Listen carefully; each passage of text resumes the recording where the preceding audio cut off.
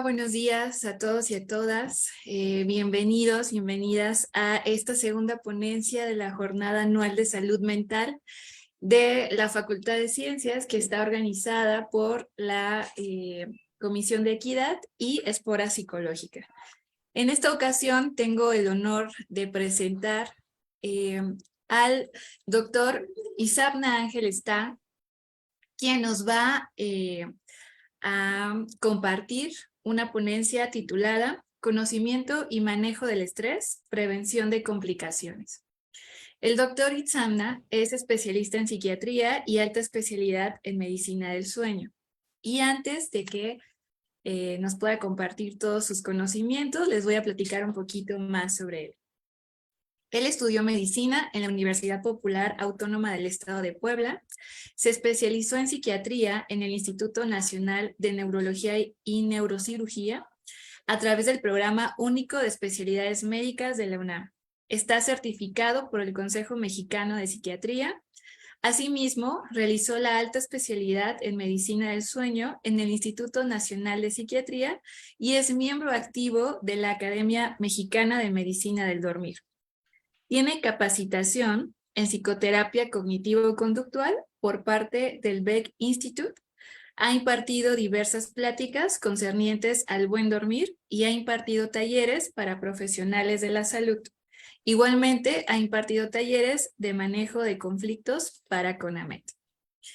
Como podemos ver, es alguien muy preparado en el tema, así que adelante, doctor. Le escuchamos. Muchísimas gracias. Déjenme les comparto la presentación. Disculpen que me andaba peinando. Y como mencionaban, bueno, este es el tema que voy a compartirles. Justo una de las cuestiones que tenemos que tomar en cuenta, pues bueno, es esta definición de qué es el estrés, ¿no? Porque a final de cuentas siempre tenemos muchísima pues divulgación, ¿no? De manejo de estrés, que todas las personas estamos estresados, que la megalópolis de la Ciudad de México nos estresa, que el tráfico nos estresa. Entonces, pues bueno, tenemos que definir lo que es, cómo se maneja, qué complicaciones puede tener y los datos de alarma que puedan manejar. El estrés es un término que se tomó prestado de la mecánica o de la física de materiales, en el que, bueno, utilizamos, bueno, yo no, porque yo no imparto nada de física, pero utilizamos esta pequeña fórmula en la que es una fuerza aplicada sobre un área determinada de tipo seccional. Digamos, si un vector estuviera dando la fuerza directamente sobre un material, sería una fuerza transversa y dependiendo del material van a ser las consecuencias que este mismo tenga, ¿no? Por lo tanto, el material va a pues generar cierta elasticidad o incluso si no tiene ese mecanismo, ya sea porque su tipo de estructura no lo permite, no sé, por ejemplo, como la cerámica o el vidrio, pues se va a romper, ¿no? Y justo por eso nos sirve mucho en términos de salud mental. El estrés como tal es un estado de emergencia en un organismo en respuesta a un reto a su homeostasis.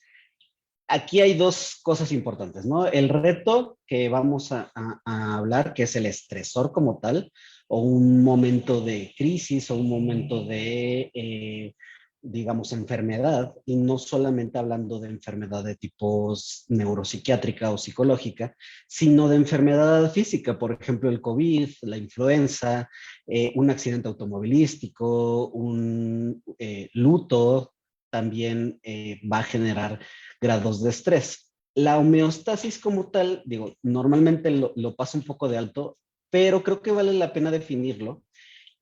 Como tal, es un estado de balance entre todos los sistemas del organismo necesarios para que el cuerpo sobreviva y funcione correctamente.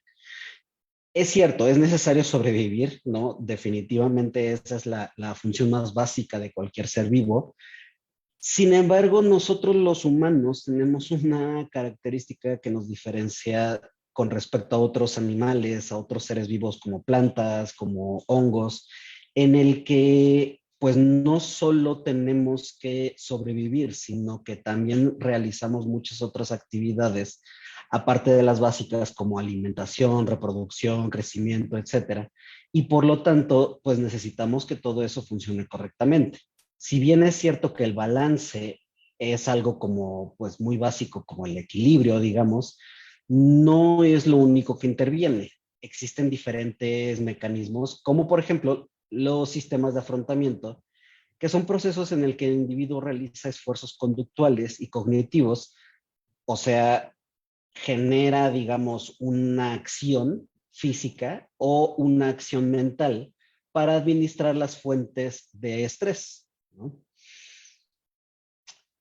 En una crisis donde tenemos un momento de pérdida, digamos, de este estado de balance, pues como tal, el estresor, por ejemplo, o el reto que habíamos hablado aquí, son tres formas en donde se puede generar, ¿no? El estresor es tan fuerte que la homeostasis se pierde de cajón, así por completo. No sé, presenciar la muerte de alguien más en frente de nosotros, presenciar un evento que jamás habíamos vivido, alguien que viene de la costa y pues vivió el sismo del 2017.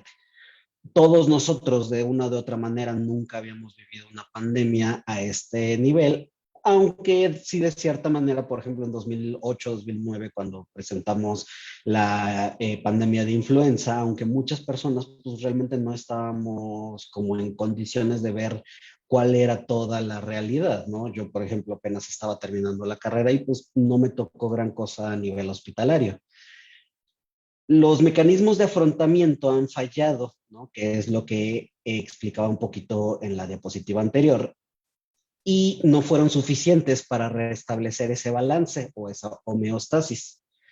Y la angustia o molestia, que es un término que muchas veces en inglés se utiliza como distress, pero que en español no tiene ese significado tan directo, que generó dicho evento, ese sismo, esa pandemia, ese fallecimiento, ese robo, ese abuso, eh, ha generado evidencia de disfunción. La disfunción es un estado maladaptativo en el que lo que normalmente yo puedo hacer, lo dejo de hacer, ¿no? Si yo normalmente puedo memorizar las fórmulas de 10 conceptos, lo dejo de hacer. Si yo puedo aprenderme de memoria la definición de ser vivo, planta, planta, digo, célula eucariote, bla, bla, bla, bla, bla, bla, lo dejo de hacer porque no alcanzan los mecanismos que yo estoy dirigiendo para eso de una manera adecuada. Una crisis ocurre cuando un evento estresor en la vida sobrepasa la habilidad de este individuo de hacer frente de forma efectiva a ese reto o amenaza. Nuevamente, todas estas definiciones van muy correlacionadas. Digamos, podrían incluso llevarse como un círculo, pero no siempre son de esa manera. Y justo para esto quería poner esta pequeña gráfica que nos habla de la plasticidad sináptica. Muchas veces hemos escuchado esta parte, ¿no? de plasticidad o neuroplasticidad. ¿Qué significa eso? Nuestro cerebro siempre va a estar creciendo neuronas, ¿no?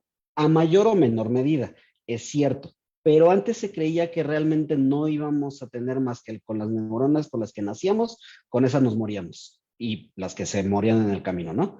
Sin embargo, sí se ha visto que pueden irse reproduciendo, pero realmente lo que importa no es el número de neuronas, sino cómo se conectan entre ellas.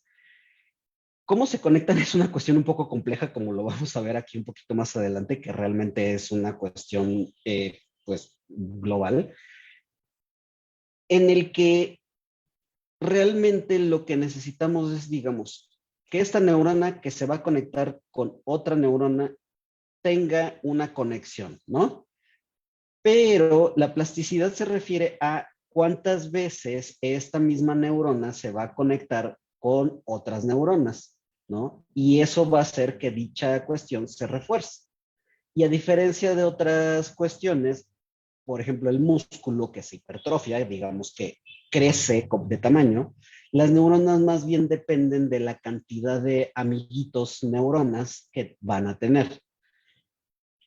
Si, por ejemplo, vemos que antes de cualquier aprendizaje, la entrada de información da hacia estos núcleos que no necesitamos aprendernos simplemente porque están aquí, que es la amígdala basolateral y el núcleo accumbens, que esto nos da, por ejemplo, la validación de, digamos, cuestiones un poquito más, llamémoslo, desagradables y el núcleo accumbens de cuestiones más agradables. Pues bueno, cuando tenga una recompensa, como sacar un 10 en la materia, como que me feliciten en mi casa por llevar buenas calificaciones, como comprarme un dulce porque, pues bueno, me lo merezco, o incluso salir a hacer convivencia con mis amigos, pues bueno, se va a reforzar esa salida, ¿no? Esa parte de mi cerebro se va a ir recompensando poco a poco. Sin embargo, cuando empiezo a tener que mis papás o mi familia me dice que todo lo que hago no sirve para nada o que no es suficiente o que tengo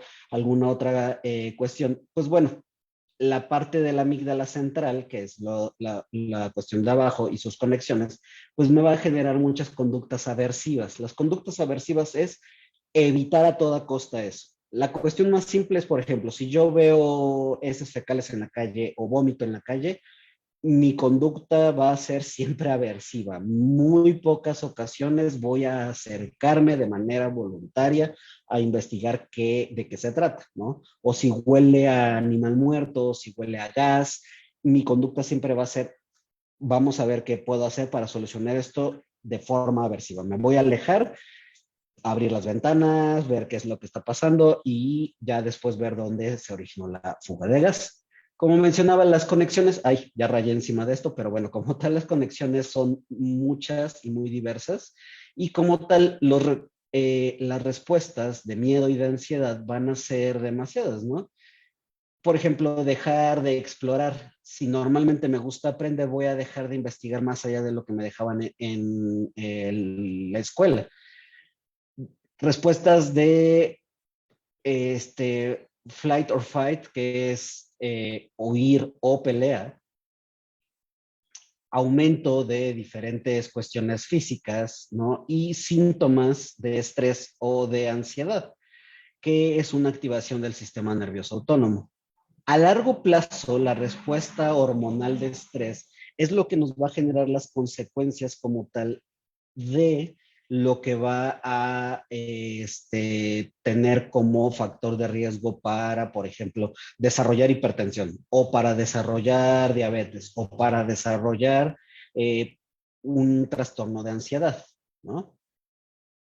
Bueno, nuevamente, el chiste no es aquí que nos pongamos a dar una clase de neuroanatomía, simplemente ver que los relevos son muy importantes porque cada uno de estos tiene una función diferente. No es como que el cerebro tenga una sola parte. Ahora, pasando a la segunda sección, ¿qué es lo que yo hago con el estrés? Y hablando yo de todos nosotros los seres humanos, ¿no? Existen dos tipos de respuestas, digamos, entre comillas, estándar, ¿no? Obviamente no es la única manera de afrontarlo. Existen muchas maneras diferentes que no vienen aquí. Esto solamente lo desarrollan en este artículo que tengo ahí abajo desarrollado, pero digamos, existe una tercera respuesta que casi siempre vamos a tener, que es el congelamiento, ¿no? Aquí tenemos estrategias de acercamiento y estrategias de alejamiento, pero a veces podemos simplemente congelarnos, ¿no? En muchas ocasiones nos ha pasado que estudiamos, sabemos todo y en el momento del examen no nos acordamos de nada, nos congelamos y empezamos a dudar de nosotros mismos. Muchas personas o muchos autores más bien lo mantienen como estrategias de evitación, pero pueden mezclarse, ¿no? Así como no existe nada más el ser pasivo y ser agresivo, sino que existe la pasivo-agresividad, también se pueden mezclar todas esas estrategias de afrontamiento. Y por lo tanto, pues bueno, nada más como para medio conocerlas y conocernos a nosotros mismos, las estrategias de acercamiento las tenemos clasificadas, por ejemplo, con análisis lógico, ¿no? Voy a analizar de una manera muy fría cómo yo voy a dirigirme a dicho problema. Si el problema es que necesito estudiar 16 capítulos para dentro de 3 semanas, bueno, lo lógico me dice que tengo que hacerlo de manera pausada, con ciertos rangos de descanso para poder poco a poco ir absorbiendo toda esa información, ¿no? Si al contrario, mi, digamos, examen o mi tarea requiere lo mismo, 16 capítulos, pero es para mañana, pues bueno, voy a verlo desde el lado positivo en el que tal vez ya lo estudié o tal vez me lo aprendí solamente escuchando las clases o que tal vez la forma más, digamos, positiva o optimista de verlo es que, pues bueno, ya es mañana y ya no tengo otra forma de hacerlo. Y por lo tanto, voy a dirigir toda mi energía en lo que sí puedo modificar. Búsqueda de apoyo y guía. Si de plano no estoy entendiendo algo de esos 16 capítulos, pues bueno, voy a buscar quién me pueda apoyar para poder superar esa parte, ¿no? Y finalmente, enfocarme en la resolución de problemas. Bueno, voy a catalogar qué tan probable es que de esos 16 capítulos me van a preguntar el 60% del examen de los primeros dos y por lo tanto voy a dirigir toda mi energía en eso, ¿no? Obviamente todas se comparten y todas se parecen, pero no necesariamente significa que esto vaya a determinar que yo solamente voy a utilizar estas. También, por ejemplo, puedo utilizar estrategias evitativas entremezcladas, ¿no? Evitación cognitiva es algo que muchos les sonará familiar, que es realmente el evitar pensar en eso lo más posible de forma activa. No hablemos de consciente o inconsciente, sino de forma propositiva o de forma activa. Tengo el mismo examen, las 16 mismos capítulos, pero como no quiero pensar en eso, me pongo a pensar en que tengo otras materias o a pensar en que tengo mucho sueño o de forma propositiva intento no hacerlo. Es un poco complicado y requiere demasiados recursos porque finalmente algo que es muy bueno mi cerebro justamente es en la resolución de los problemas. Si yo les digo, bueno, no piensen en un elefante rosa, definitivamente se va a empezar a entremezclar con todos nuestros pensamientos esa cuestión que estoy intentando evitar. Entonces, el hecho de evitarlo va a requerir demasiados recursos cognitivos, ¿no? Sobre todo porque estos recursos son muy caros. No solo requieren, como normalmente mi cerebro, glucosa, sino que aparte requieren que constantemente estén monitorizando la actividad del resto de mi cuerpo. Entonces, por eso es que es un mecanismo un poco caro. Resignación o aceptación, que no siempre es lo mismo, que como les decía, bueno, por ejemplo, si ya tengo que rehacer nada más un capítulo o solamente me da tiempo de hacer una sola cosa, pues bueno, me resigno. Y no necesariamente es algo malo.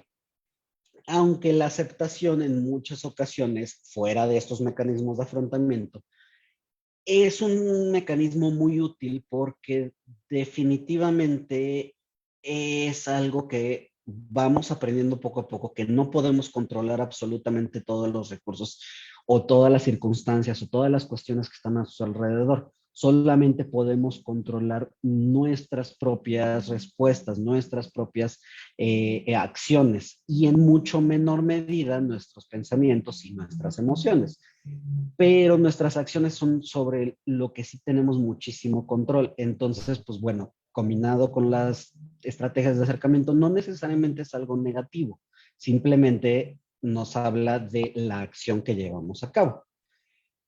Algo que sucede muy comúnmente también es la búsqueda de recompensas alternativas. Por ejemplo, me está yendo muy mal en la escuela, entonces salgo de lunes a viernes a tomar alcohol, ¿no? O me está yendo mal en la escuela, me pongo a hacer ejercicio todos los días con tal de no percibir el estrés que me está generando el estudio o las tareas, ¿no?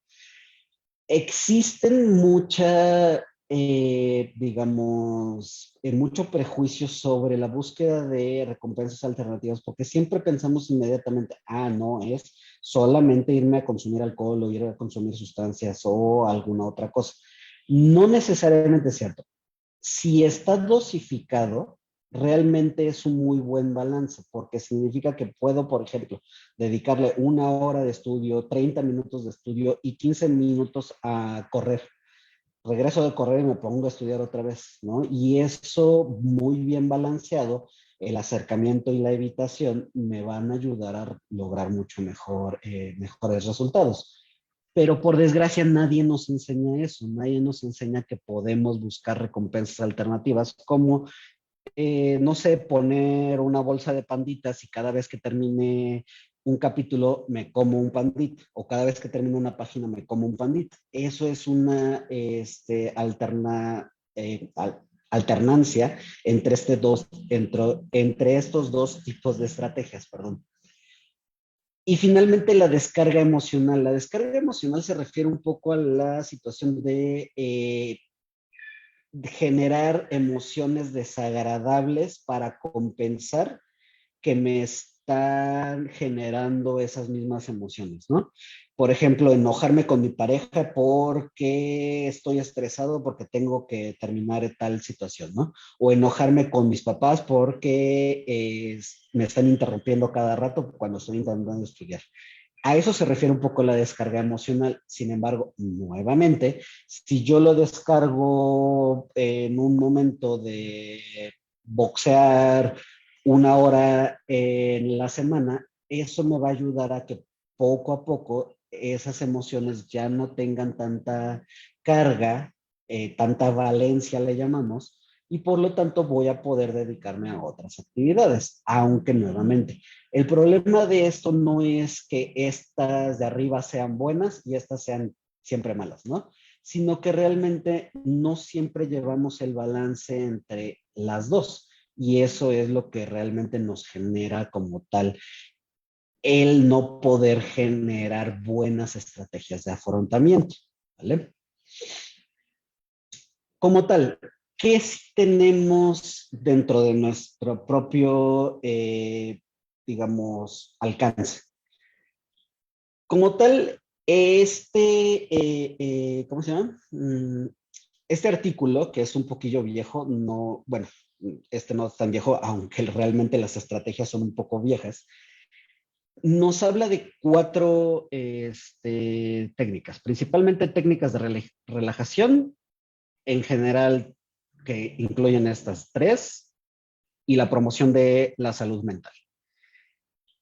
Es cierto, sí existe como tal evidencia para que estas dos sean un poco el pilar de todo.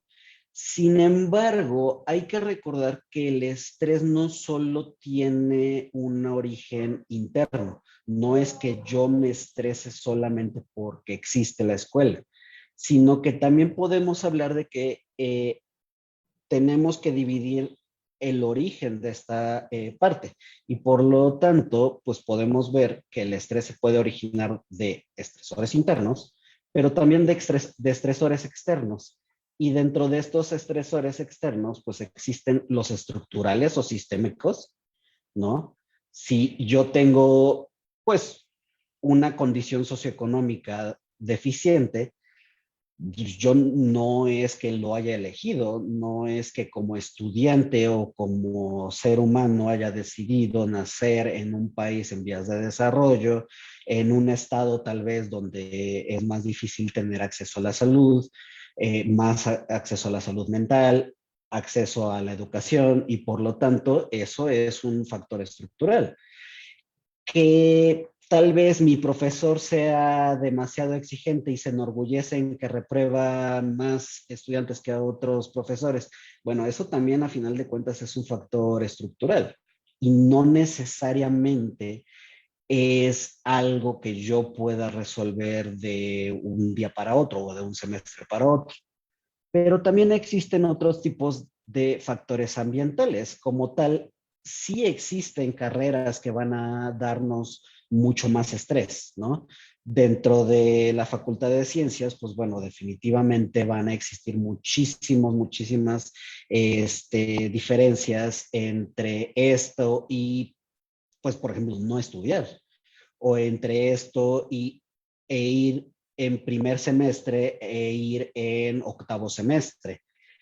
La edad y el grado en el que estamos cursando nuestra educación siempre va a ser diferente. No estoy diciendo que sea más fácil primer semestre que octavo semestre, pero sí es cierto que van a existir muchas diferencias de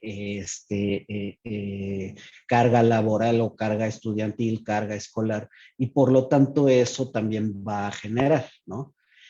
Y otras que podríamos como clasificar en aleatorias, que todos lo vivimos, excepto los que estén empezando apenas a estudiar, pero aún así, de una o de otra manera, 2020, 2021, incluso el año pasado y todavía este año, hemos continuado viviendo el estrés de algo totalmente externo a nosotros, que fue una pandemia, ¿no? Y si bien es cierto que se intentaron hacer o otorgar los recursos más claros para que se pudiera llevar a cabo una adaptación de los modelos estudiantiles hacia el estudiante, no necesariamente fueron algo totalmente, digamos, 100% efectivos, ¿no? Con el puro hecho, por ejemplo, de decir, bueno, el recibir una clase de manera virtual, sí, nos ahorra en traslado, nos ahorra en tráfico, nos ahorra en estrés del ambiente, digamos, aquí en la Ciudad de México. Sin embargo, también nos aumenta una disonancia cognitiva que es, por ejemplo, ver a alguien que se está intentando expresar aquí en la cámara y realmente no estar ahí, porque realmente es una situación muy agotadora. También tenemos la otra cuestión en la que normalmente se puede organizar de diferentes formas una clase, dar un cierto descanso, a no poder resolver todas las dudas porque también la cantidad de, pues bueno, profesores o de estudiantes que no tienen una digamos, un acceso a las tecnologías tan sencillo como lo podría tener alguna otra persona, pues varía también esta cuestión. Entonces, no me quiero ahondar tantísimo en esta parte porque nos estaríamos metiendo en un pantano, pero definitivamente sí hubo una diferencia muy relevante entre pre-pandemia a post-pandemia. Y nuevamente, también el hecho de regresar de nuevo a actividades escolares presenciales puede generar otro tipo de estrés, ¿no? Porque a final de cuentas la ansiedad social es algo muy prevalente que no necesariamente estuvimos todos preparados para decir, ay, estoy en la comodidad de mi casa 16 horas al día, a de repente otra vez tener que estar nada más llegando a dormir a mi casa, ¿no? Regresando un poco a lo que son las técnicas de manejo de estrés, digamos, básico antes de que este se complique, pues la meditación, cuando logramos tener acceso, que afortunadamente ya es algo un poco más ubicuo, pues siempre va a poder ayudar.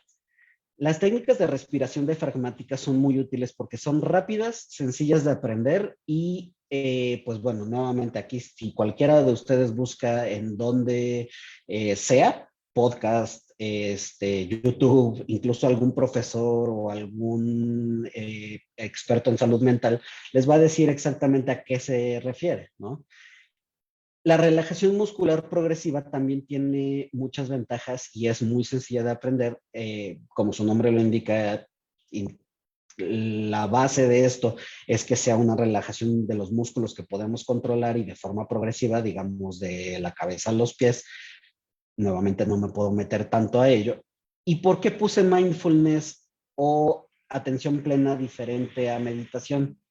Porque realmente es una cuestión que es diferente. Sí hay diferencias entre solamente meditar con la técnica de mindfulness a aplicarlo a mi vida diaria, comer con una atención plena, dar una exposición en este caso con una atención plena en el presente sin juzgar, ¿no? Sin juzgar que aquí se me olvidó la diapositiva de estresores internos y externos, sin juzgar que mi letra es muy fea, sin juzgar que, etcétera, etcétera, etcétera.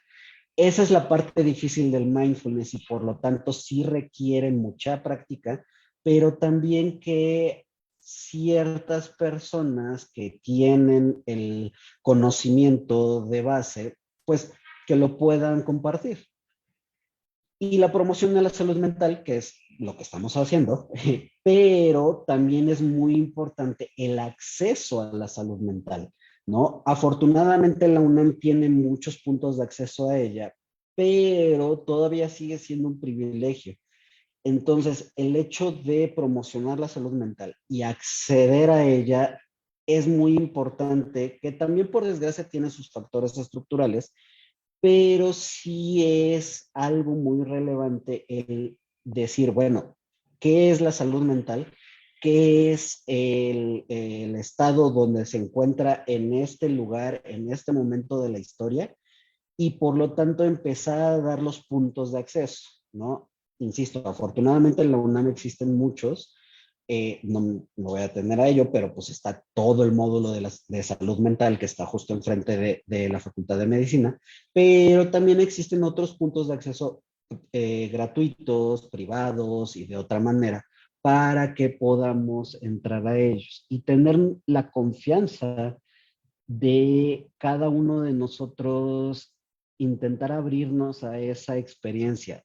Para muchas personas va a ser algo muy nuevo, para muchas personas es una situación en muchas ocasiones tabú, pero sí es muy importante saber que la salud mental, igual que la salud física, necesita ciertos actos de prevención. ¿Por qué? Porque no siempre vamos a esperar a que me dé falla renal por la diabetes mellitus para empezarme a tomar mi medicamento, porque ya van a haber consecuencias que no necesariamente pueden ser reversibles. Claro, en muchas ocasiones lo son, pero no necesariamente siempre. Y justo a eso me quiero referir en las complicaciones. ¿Qué es una complicación? Pues bueno, el bajo desempeño académico, que es, digamos, un gradiente de menos a más en el abandono de actividades como tal académicas, ¿no? Si empiezo a ver que mis calificaciones cada vez van más bajas y finalmente termino con la escuela trunca, no me titulo, no termino los últimos semestres o incluso desde el principio empiezo a ver que no voy a poder, entre comillas, porque esa es una cuestión que a veces nos programamos a nosotros mismos para esa parte que tiene que ver con las distorsiones cognitivas, que tiene que ver con la ansiedad, que tiene que ver ya con una enfermedad como un trastorno depresivo, como un trastorno de ansiedad. Pues bueno, en muchas ocasiones va a tener que ver con el estrés y sus consecuencias, ¿no? Entonces, estos, si bien son cosas diferentes, pues bueno, son el espectro de la misma consecuencia. El uso y abuso de sustancias, como mencionaba previamente, muchas veces el problema no es tanto buscar actividades recreativas fuera de lo que necesitamos para afrontar el estrés, sino que en ocasiones nos enfocamos solamente en las conductas o en los mecanismos de afrontamiento evitativos, como el uso de sustancias para reducir el estrés. Muchas veces, y obviamente la población de adultos jóvenes que está en la universidad va a tener una mayor propensión al abuso de sustancias. Y el chiste aquí no es decir que eso es malo, simplemente es decir que también trae sus consecuencias, ¿no? El hecho de accidentarme, el hecho de empezar a tener lagunas mentales por el consumo de alcohol, o el hecho de dedicar más tiempo a ese tipo de actividades que a otras actividades que realmente son las que yo quiero, es lo que empieza a generar como tal pues, un trastorno por uso de sustancias. Conductas de riesgo, no solo en el uso de sustancias, por ejemplo, como mencionaba, manejar en estado de ebriedad, manejar intoxicado por cannabis, manejar intoxicado por cualquier sustancia, sino, por ejemplo, tener relaciones sin ningún tipo de protección, ¿no? Porque a final de cuentas, pues las enfermedades de transmisión sexual siguen existiendo y van a seguir existiendo y por lo tanto me pueden poner en riesgo y generar otro tipo de estresor físico como, pues bueno, tener que tomar medicamentos para resolver esta infección o incluso conductas de riesgo dentro de, pues, no sé, la seguridad a nivel ciudad, de tener que caminar a las 4 de la mañana en Copilco, cuando realmente pues, no es la zona más segura del universo, ¿no? Y pues bueno, aquí puse trastornos de ansiedad y depresivos, pero realmente también puede detonar cualquier otro tipo de enfermedades, ¿no? El exponerme o no alimentarme bien, causar ciertos tipos de desnutrición, el inicio de una diabetes mellitus en la adultez temprana, la complicación, no sé, de dislipidemias, la obesidad como tal, que me puede generar más sedentarismo y eso complicar mi forma de aprendizaje, no sé, apnea del sueño que no me deja dormir bien, insomnio que no me deja dormir bien y por lo tanto una dificultad en el aprendizaje, ¿no? Datos del alarma. Si estuvieron en una plática anterior, se parecen y de hecho creo que son casi los mismos, pero el hecho de tener síntomas demasiado intensos, ¿no? Miedo desproporcionado, ansiedad desproporcionada, que no siempre podemos percibir, pero que en muchas ocasiones nos puede generar otro tipo de síntomas, no sé, dolores de cabeza tensionales, que le llamamos cefalea tensional, contracturas musculares, tortícolis, síndrome de intestino irritable o colon irritable, ¿no? La duración de los síntomas, que cada vez nos cuesta más trabajo pues superarlos, conductas evitativas que interfieren ya con el funcionamiento, no querer salir de casa, empezar a faltar al servicio social, empezar a faltar a clases, empezar a entregar trabajos tarde o no entregarlos, uso de sustancias nuevamente y síntomas de otras enfermedades, pero algo muy importante, se ha visto que incluso hasta el 30% de las personas en educación superior ha presentado ideas de muerte.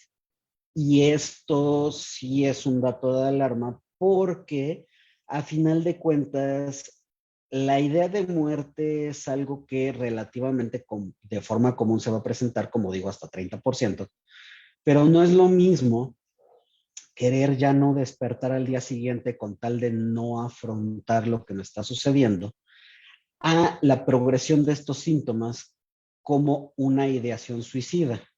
Decir, bueno, si me muero mañana ya no pasa nada, pero activamente empezar a pensar en la muerte, en cómo quitarme la vida, en qué mecanismos utilizar, es algo, digamos, patológico, no porque lo diga yo, no porque lo digan los libros, no porque lo digan las personas, sino porque, digamos, el propósito de todo ser vivo es continuar, ¿no? Seguir manteniendo la vida.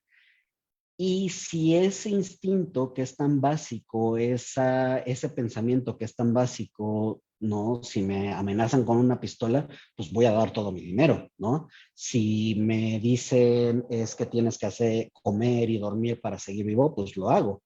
Pero el empezar a ir en contra de ese principio es un dato de alarma porque justamente están fallando todos los mecanismos homeostásicos de mi cerebro, de mi mente, de mi cuerpo y por lo tanto algo muy difícil es lo que está sucediendo en el organismo.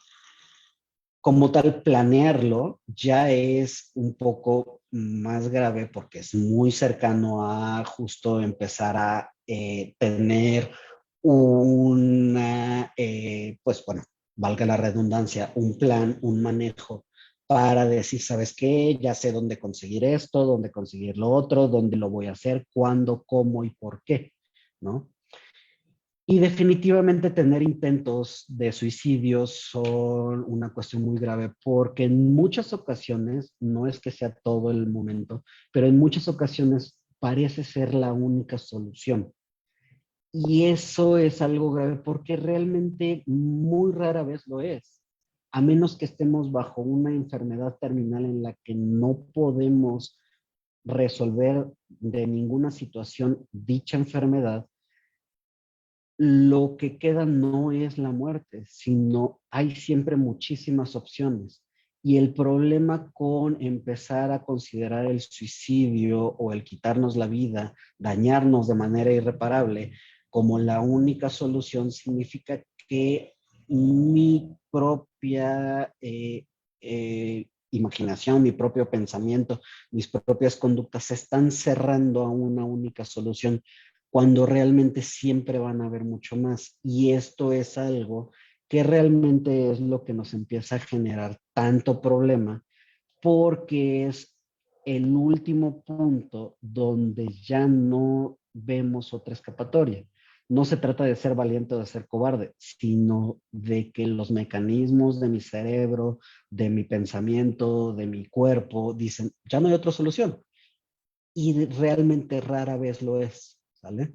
Entonces, es muy importante buscar otro tipo de apoyo, buscar ayuda, buscar mecanismos de afrontamiento más balanceados y que casi siempre nos dediquen hacia el acercamiento, pero en general buscar ayuda es algo muy importante.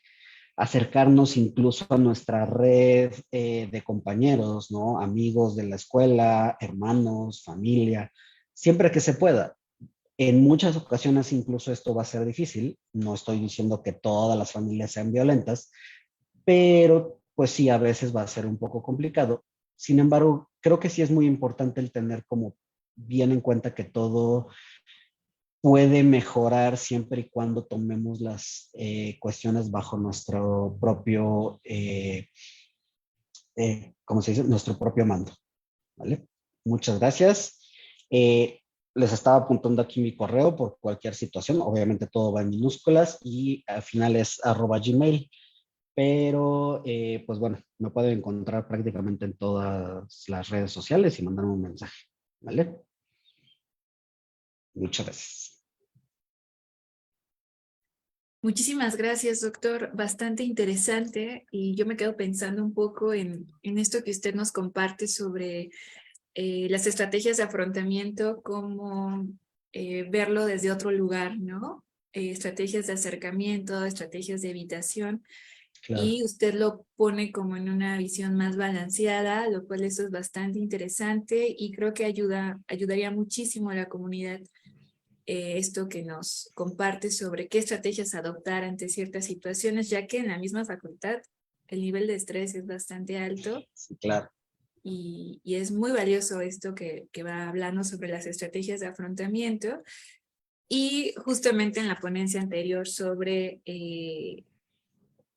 suicidio, ¿no? Esto que también usted va retomando sobre ideas de muerte, planeación, ideación suicida, cómo niveles tan altos de estrés pueden llevar a, a este punto, ¿no? Es algo muy importante que también va anudándose con la ponencia anterior. Claro. Eh, tenemos una pregunta del Ujú. público y dice, muchas gracias por la plática. ¿Cómo podemos apoyar a alguien que vemos que está sufriendo en estos casos?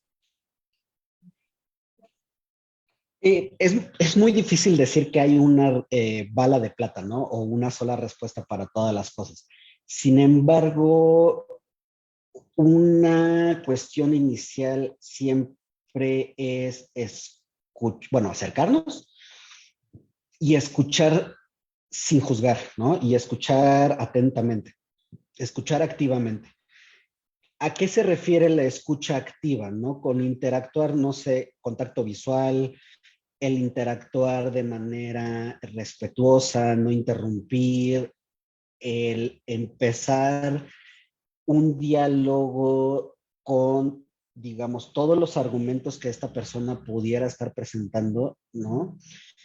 Y hasta el final, o incluso si hay dudas, justo empezar a reflejar, ¿no? Entiendo que lo que tú me estás diciendo es que estás sufriendo mucho.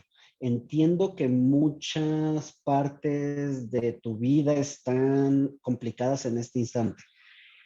Y preguntar qué puedo hacer por ti, porque no todas las personas nos dejan hacer más allá, ¿no? Así de, bueno, nada más escúchame o no puedes hacer nada.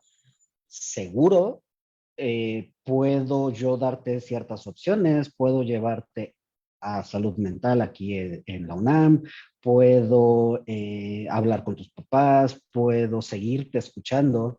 No, no, nada, nada, no hagas nada. Bueno, en ese caso, cualquier situación, estoy aquí para ti.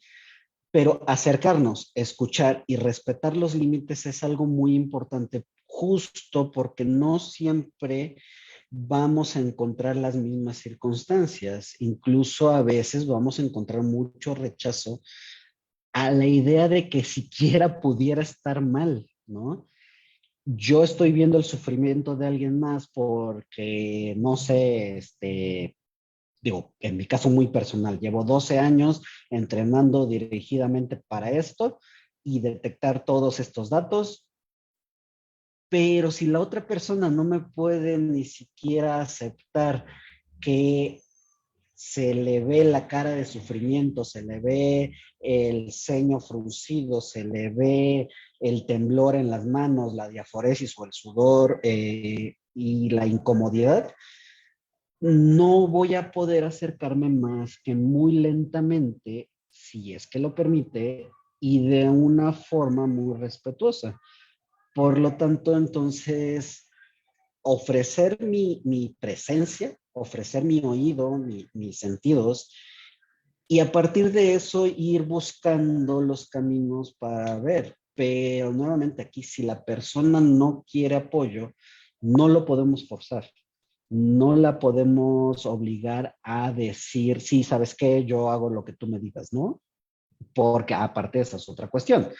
A veces cuando queremos ayudar, queremos que sea a nuestro modo, queremos ayudar a nuestra manera, queremos ayudar bajo mis condiciones. Y no se trata de eso, se trata totalmente de que sea la persona quien me diga qué es lo que necesita, ¿no? Si nada más necesita un oído o si nada más necesita un lápiz o si nada más necesita que lo acompañe al metro, se vale.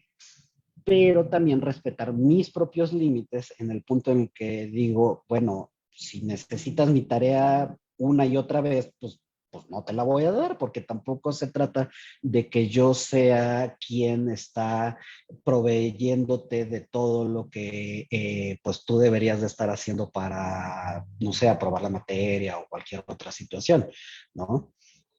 Entonces, sí es una cuestión un poco complicada porque interfieren demasiados factores, sobre todo porque estamos hablando de dos seres humanos o más, pero respetar los límites, respetar la comunicación y esa atención es muy importante como para empezar a ver hacia dónde nos tenemos que ir dirigiendo. Muchas gracias, doctor. Y me parece que el siguiente comentario va unado a esto anterior. Eh, Menciona, luego hay ocasiones en las que cuando alguien está sufriendo internamente, es complicado acercarse a alguien y comentar lo que está sufriendo. En estos casos se puede ver un patrón, la pregunta es, en estos casos, ¿se puede ver un patrón en esta gente para así darles algún tipo de apoyo? Este, sí y no. O sea, sí hay un patrón de conductas, digamos, evitativas, ¿no? No es lo mismo que estos mecanismos de afrontamiento de evitación, ¿no? Las conductas evitativas justo es, ¿no? No te voy a contestar o te gosteo o dejo de interactuar con mis compañeros, ¿no? Y eso definitivamente lo hace difícil, aunque no siempre es visible. Eh, Muchas veces, por ejemplo, hablando un poco en mi experiencia en consulta y aunado un poco a realmente lo que sucede con los trastornos, ¿no? Muchas personas sí llegan con este sufrimiento a flor de piel, ¿no? El me duele, me siento triste, me siento ansioso, me lastima, siento el nudo en la garganta, en el cuello, en la cabeza, en todos lados, ¿no? Y claro, eso es lo que más llama la atención.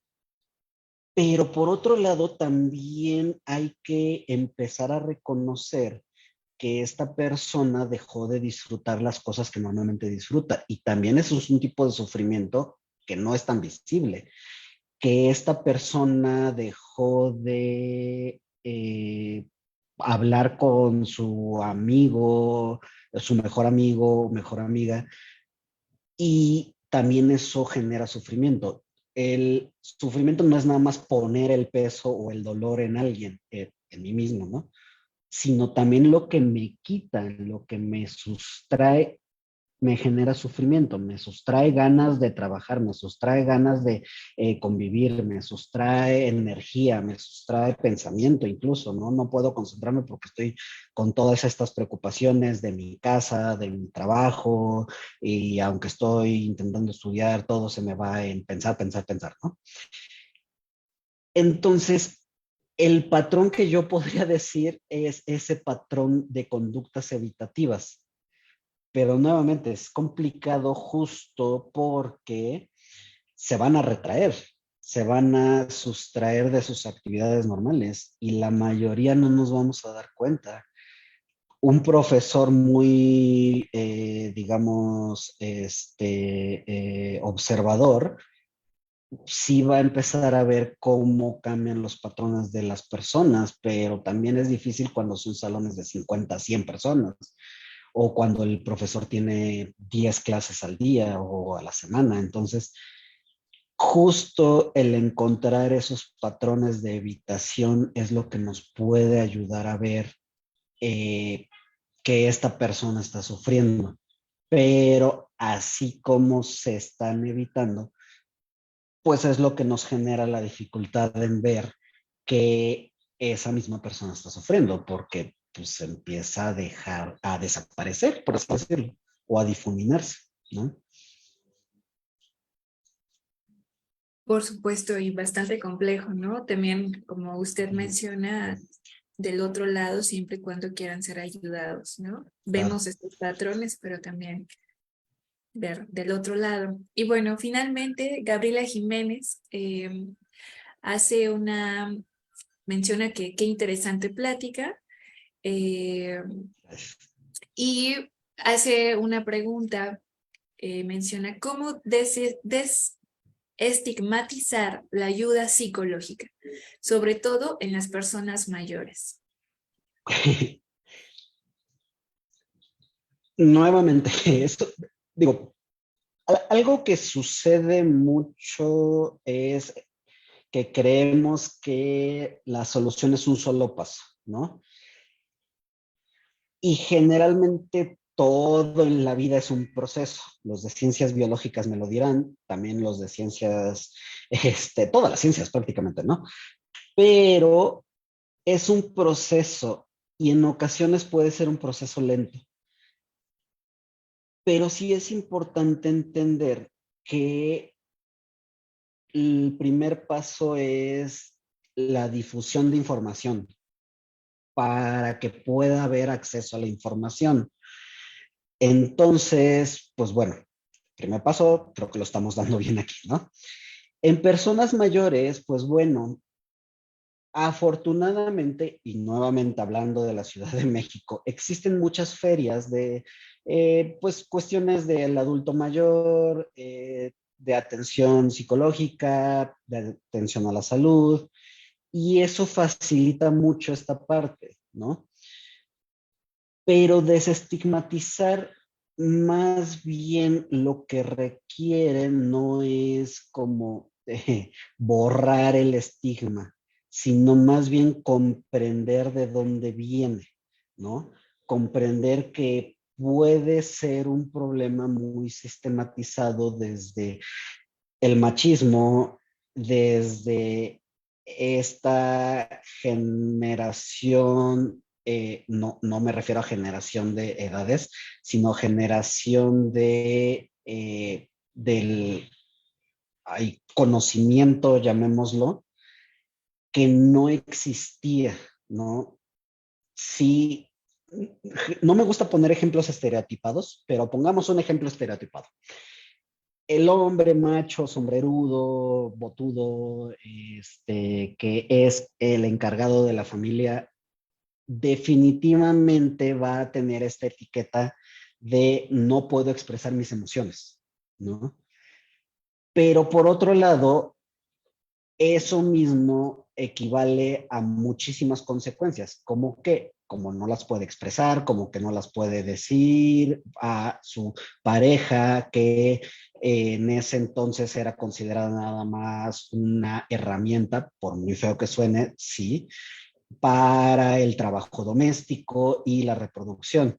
Entonces, justo por eso no me gusta dar ejemplos estereotipados, pero a final de cuentas se trata de entender toda esa función cultural.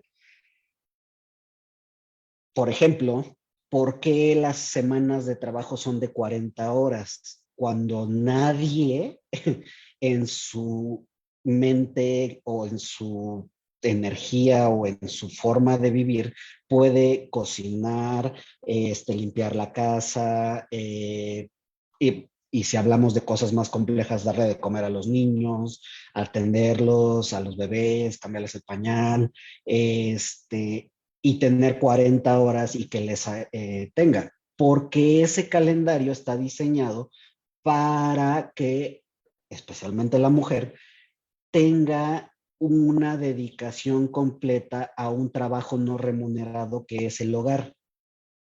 Y por lo tanto, desde ahí, que es algo totalmente social, que pues no nos incumbe en este caso, pero desde ahí viene esta idea de que como por eso se tienen que dividir las acciones y por lo tanto la que se dedica al hogar y tiene que lidiar con todo el aspecto emocional es la mujer y por lo tanto el proveedor no puede sufrir, no puede tener. Entonces son todos estos estereotipos y todos estos prejuicios que se tienen que realmente ya no son tan válidos, pero que aún así seguimos practicando. Seguimos creyendo que tener 40 horas de trabajo a la semana es normal. Creemos que tener dos trabajos o tres trabajos mal pagados es normal. Creemos que que es normal tener que pagar el 50% de nuestros ingresos en renta. Creemos que es normal tenernos que trasladar 2 horas diarias de mi lugar de residencia a mi lugar de trabajo o de estudio, y eso es normal. Entonces, nuevamente, tenemos muchos problemas sistémicos, sí es cierto, pero el hecho de ir comprendiendo de dónde vienen, hacia dónde los podemos llevar y el por qué tal vez esta persona, escuchándola activamente, crea que cuidar su salud mental no es necesario o útil, o es más, podría ser perjudicial, es lo que nos puede ayudar a generar una mayor conexión. Todo lo que podemos hacer por la otra persona lo podemos hacer desde la empatía. No lo podemos hacer desde el prejuicio, no lo podemos hacer desde eh, el, el estigma o el tabú. Desde nosotros mismos, comprender nuestros propios prejuicios al por qué mi abuelita no quiere recibir su insulina o su antidepresivo, va a empezar a ayudarnos a cambiar esa parte. Pero es difícil escuchar también. Es difícil sentarme, vaciar todos mis propios anhelos, intentos, ganas, prejuicios, e intentar escuchar a alguien y decir, oye, abuelita, ¿por qué no te quieres tomar tu antidepresivo? No, porque te vuelven adicto. Bueno, pero pues si te hace sentir más contenta, ¿qué tiene que te vuelva adicto? No son adictivos, que quede bien claro. Pero entender, escuchar, aprender, eso nos va a ayudar a ir sacando esa digamos, cascajo, esos restos de construcción que las personas hemos tenido por tanto tiempo. Entonces, nuevamente aquí como en la primera pregunta, escuchar y empatizar. Ahora, empatizar no significa ponernos en los zapatos del otro. ¿Por qué? Porque no me caben los zapatos del otro. No voy a usar tallas menores, voy a utilizar mi propia talla. Empatizar simplemente significa intentar comprender lo que la otra persona me está intentando decir desde sus circunstancias. Nada más. Entender, intentar entender. Nunca lo vamos a lograr por completo, así como no me puedo poner sus zapatos, pero intentarlo es algo súper valioso. Entonces creo que sí es muy importante el escuchar. Me parece muy importante cómo ha dejado ver lo valioso que es la escucha a lo largo de toda esta ponencia, doctor. Y pues bueno, agradecerle pues esta ponencia, todos sus conocimientos y esta forma de acercarnos a este tema tan común que desafortunadamente pues lo estamos viviendo. Claro. Y bueno, a la audiencia decirles que el doctor Itzamna también va a estar acompañándonos el día martes 7 de marzo. Nos va a compartir una ponencia sobre trastornos del sueño. Sobre todo, ¿no? Con todo este tema del estrés, el sueño se ve alterado y bueno, nos va a poder compartir cómo es que sucede esto y qué hacer ante ello. Y pues bueno, les estaremos esperando en la siguiente ponencia y agradecerles de nuevo su escucha. Hasta la próxima.